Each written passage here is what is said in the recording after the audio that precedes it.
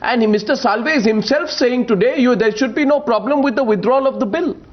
That seems to be pretty much the only way out, Justice Shah. Every issue is soluble, according to me. For instance, grievance redressal mechanism.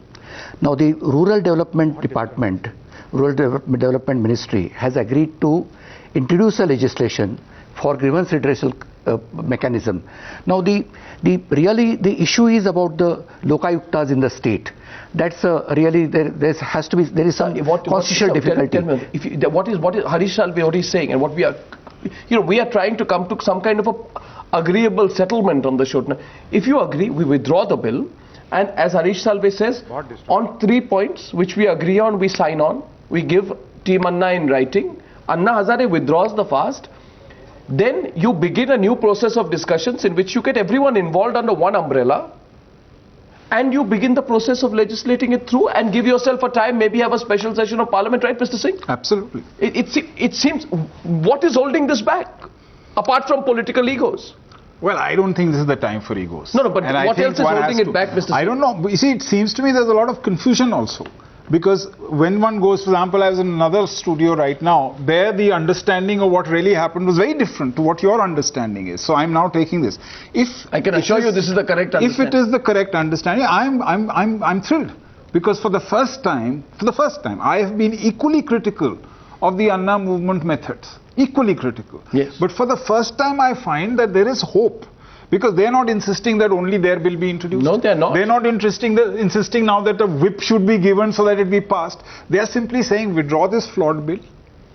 Let's look at all the issues. And considering there's so much debate, yes, it would not take more than a couple of weeks to finalize a draft. Yes. You call a new session of parliament, discuss it there and pass it. Yeah, because and all that people want to know, and I'm saying this again, all that people want to know is what will happen to Anna. I mean, I can share with everyone in the government, the top echelons of government, people who've been hit by his movement have tremendous respect for this man's conviction.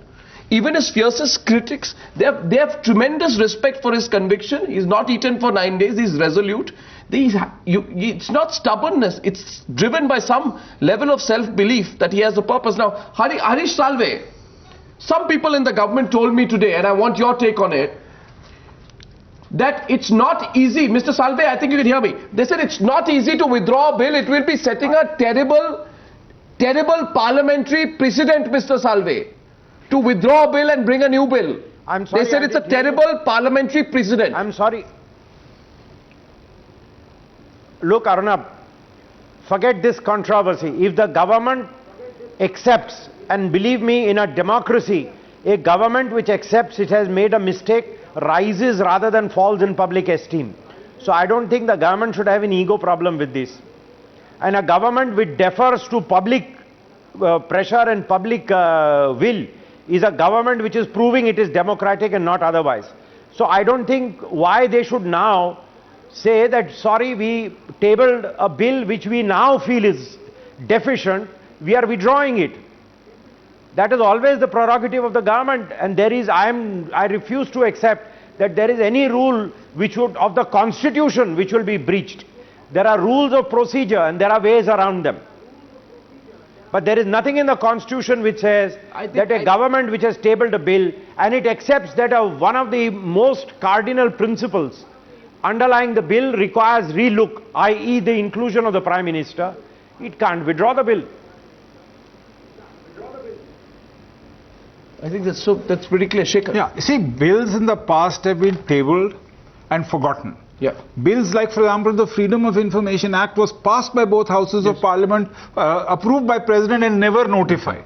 Now, all this can happen. Yes. But when you are clear that there's so much at stake, you can't withdraw a bill. I mean, even if there are rules, they need to be changed. The law is an ass then, that's all I can say. So I feel that it is more of a government feels it's a loss of faith, but they are committing a serious mistake in not accepting this, not following this proposal, accepting the proposal for withdrawal of the draft. Because government, according to me, the government has almost lost its credibility, and it is not going to enhance their image by standing on this technicality that it cannot be done or there is no precedent for that. I don't think on the other hand, the government's the Prime Minister's image will be enhanced. Yes. That here is a Prime Minister Is the Prime Minister getting the right advice? Is he getting any advice? No, because that's, everybody seems to be saying something that makes total sense. And I must say this tonight, if you're watching the news, I find that here you have a very esteemed and senior member of Aruna Roy's, colleague and team. You have a former Chief Justice of the Delhi High Court, and you have someone of the eminence of Harish Salve, essentially all saying withdraw the bill and start afresh. The real question is what is happening? So, is the Prime Minister getting the right advice? Well, hopefully, you see, the trouble is this, that it seems to me that the government does not follow through on any strategy. Yeah. You want to act tough, give it, then act tough. Yeah. You want to be weak, then be weak. Yeah. Today you're tough, tomorrow you're weak, day after you're tough. So tonight, Harish Salve, this is not about Anna's methods anymore, but the government's response. See, Arnab, what is happening is, the distinct impression which is filtering through is that it's not a question of a change of heart. I don't know why the government is behaving in this way and giving everybody an impression that it's a question of how much Anna can extract out of them. Will he be able to extract a withdrawal of the bill? Or will he fall short of that? That is terrible. If you either say, sorry, we do not accept such an agitation, we will make the law in Parliament. If you accepted in principle that yes, there is huge popular support, we misread the popular mood, we as a democratically elected government bow before the ultimate sovereign of this country, the people of India, and we go back on our idea that this bill should be in this form, withdraw your bill. Why should it be that let me see how much I can pull them in and how much they can pull me out? That is what is actually vitiating this whole atmosphere, this brinkmanship. No, Mr. Salve, I must say on many things we have disagreed in the past, and you've openly said to me I disagree with your interpretation of this or that, but this is the sagacity which is showing on the screen today. We have a clear consensus for the first time on any Newshour panel, and I must say this never happens on the Newshour rarely. A complete consensus among three experienced people on withdrawing the bill. Sorry to disappoint you.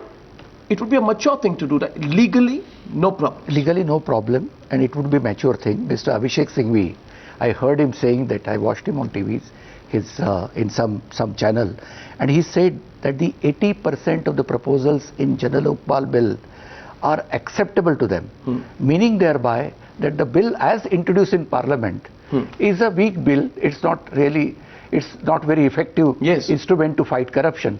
If that is correct, then I don't see any harm in withdrawing the bill. Yeah, absolutely.